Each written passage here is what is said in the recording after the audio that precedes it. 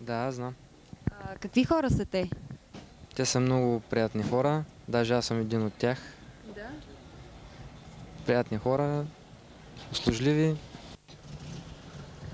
И не ги разграничавате от другото население? Не.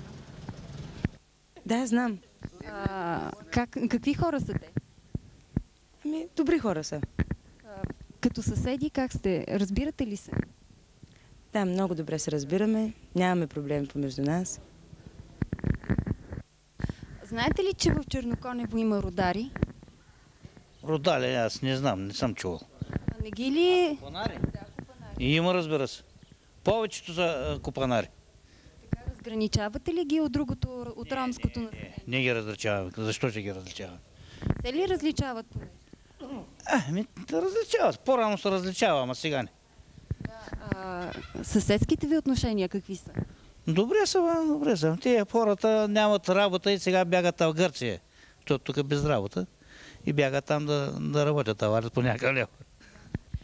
Вие разбирате ли се с тях? Много се разбирам. Аз имам комшия там. Добри хора ли? Вършим си работа. Нещо лошо не сме видели. И от много години, още по-рано. Къщи няма тук, но и се имаме така. Даже повече ги обичаме от българите, защото българите повече лъжат и повече крадат от купанарите. Разбирате се с тях? Разбираме се много, много с тях се разбираме. Да, те какви хора са?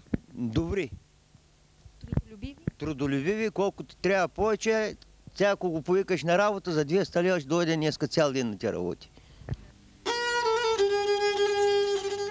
Така е останало в Черноконево да ги наричат катунари. Тук те са най-голямата общност в региона и наричат себе си родари. Името катунари сме им дали ние, защото на времето са пътували непрекъснато. Според изследването на протоиерей Василий Йонов, те са с влашки произход, но с годините все повече се приспособяват към живота на българите. И въпреки напредналия начин на живот и развитие, имат стремеж да съхранят своите занаяти, които в последно време вече са на изчезване.